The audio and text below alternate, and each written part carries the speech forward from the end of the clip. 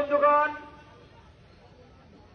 আজকের এই পরিবর্তিত বাংলাদেশের পেছনে যাদের রক্ত ঘাম লেগে আছে, যাদের ত্যাগের ফলে আজকের আমরা এই নতুন বাংলাদেশ পেয়েছি, ৭১-এর মুক্তিযুদ্ধ থেকে শুরু করে ২৪-এর গণ অভ্যুত্থান সহ এদেশের সকল আমরা তাদেরকে স্বাগত জানাচ্ছি।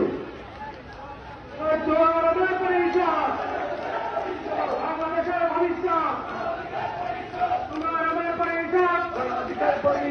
বাংলাদেশের ভবিষ্যৎ, পরিষদ,